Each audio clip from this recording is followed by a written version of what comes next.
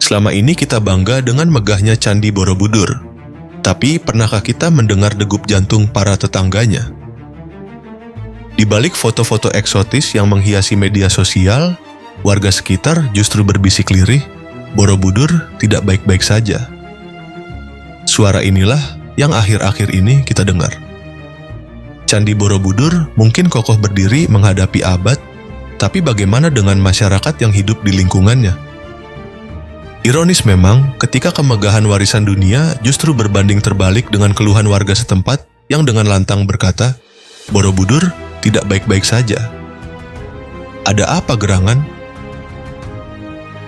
Turis mancanegara datang silih berganti, tapi mengapa sebagian warga justru cemas dan mengeluh?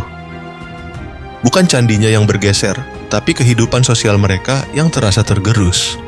Saat masyarakat berkata, Borobudur tidak baik-baik saja, sebenarnya mereka sedang bicara soal rumah, pekerjaan, dan masa depan mereka.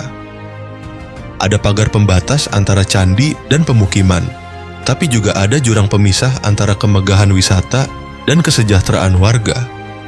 Keluhan Borobudur tidak baik-baik saja bukan sekadar omongan kosong, melainkan alarm darurat bahwa keindahan candi tidak boleh berjalan di atas kepedihan masyarakatnya.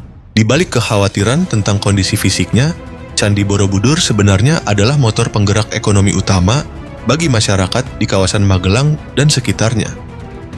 Statusnya sebagai destinasi wisata internasional memberikan dampak ekonomi berantai, multiplier effect, yang sangat besar.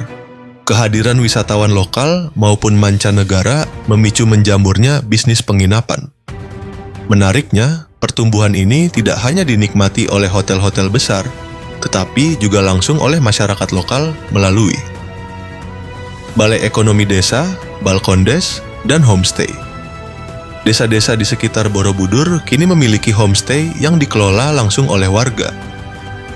Wisatawan bisa menginap dan merasakan pengalaman hidup di pedesaan, yang langsung menjadi sumber pendapatan warga desa. Pariwisata Borobudur menciptakan ribuan lapangan kerja baru yang menyerap tenaga kerja lokal, seperti pemandu wisata yang mewajibkan pengunjung didampingi pemandu untuk naik candi. Permintaan akan pemandu wisata lokal meningkat drastis. Demikian juga dengan penyewaan transportasi lokal. Mulai dari sewa mobil atau motor, odong-odong, mobil jeep untuk tur keliling desa, hingga transportasi tradisional seperti dokar dan sepeda. Warga lokal yang menawarkan jasa foto instan di area zona candi juga mendapatkan rezeki dari usahanya. Kunjungan wisatawan menghidupkan ekosistem usaha kecil di sekitar candi, seperti pembuatan dan penjualan replika candi, kaos Borobudur, batik lokal, kerajinan bambu, hingga sandal upanat. Sandal khusus penahan aus yang produksinya memberdayakan pengrajin lokal. Warung makan, restoran, hingga pusat oleh-oleh makanan khas seperti mangut beong, rengginang, tumbuh subur karena dicari oleh wisatawan. Masyarakat di sekitar kawasan Borobudur memanfaatkan lahan pertanian mereka menjadi objek wisata edukasi, seperti kebun buah, kelengkeng, nangka, edukasi pembuatan kopi luwak, atau peternakan madu kelulut.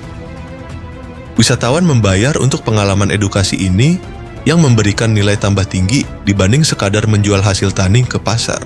Namun demikian, munculnya narasi Borobudur tidak baik-baik saja sebenarnya menciptakan tantangan tersendiri bagi ekonomi warga.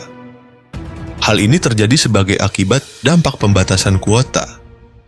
Ketika jumlah pengunjung yang boleh naik ke atas candi dibatasi dan harga tiket naik untuk paket naik candi, sempat ada kekhawatiran dari pedagang dan pelaku wisata bahwa jumlah wisatawan akan menurun, yang bisa berdampak pada penghasilan mereka. Ini adalah kebijakan pemerintah untuk menciptakan pariwisata berkualitas. Untuk mengatasi hal ini, strategi pemerintah adalah mengalihkan fokus wisatawan. Wisatawan tidak hanya diminta datang untuk naik candi lalu pulang, tetapi diajak untuk mengeksplorasi desa-desa wisata di sekitarnya. Dengan begitu, wisatawan tinggal lebih lama, longer stay, dan membelanjakan uang lebih banyak langsung ke kantong masyarakat desa. Sementara beban fisik Candi Borobudur sendiri tetap terjaga. Idenya bagus, akan tetapi implementasinya masih menyisakan banyak pertanyaan melihat data historis yang ada saat ini. Setidaknya jika dikaitkan khusus dengan aspek ekonomi masyarakat lokal, kalimat Borobudur sedang tidak baik-baik saja merujuk pada ketimpangan, kekecewaan, dan kecemasan warga sekitar mengenai perputaran uang dari pariwisata yang dianggap tidak menetes ke bawah secara adil. Meskipun Borobudur mendatangkan miliaran rupiah, masyarakat lokal merasa mereka seringkali hanya menjadi penonton atau menerima dampak negatifnya saja. Poin-poin utama yang menjadi keresahan masyarakat terhadap kondisi ekonomi mereka, di antaranya 1. Dampak kebijakan pembatasan wisatawan naik candi. Sejak diberlakukannya pembatasan ketat, kuota maksimal 1.200 orang per hari, dan kewajiban membeli paket tiket mahal untuk bisa naik ke atas struktur candi, jumlah kunjungan wisatawan umum ke area Borobudur sempat mengalami penurunan drastis. Sehingga banyak pedagang souvenir, asongan, pemilik warung makan, dan tukang foto keliling yang mengeluh omzet. Mereka turun drastis karena area parkir dan halaman candi cenderung lebih sepi dari biasanya. 2. Isu monopoli dan ketimpangan, komersialisasi versus ekonomi rakyat. Masyarakat lokal sering merasa bahwa keuntungan terbesar dari pariwisata Borobudur diserap oleh korporasi besar, seperti pihak pengelola Borobudur, hotel berbintang, dan agen travel besar dari luar daerah, sementara warga lokal hanya mendapat rezeki remah-remah. Proyek-proyek modernisasi dan penataan kawasan terkadang dianggap menyingkirkan pedagang tradisional demi estetika penataan zonasi pariwisata eksklusif.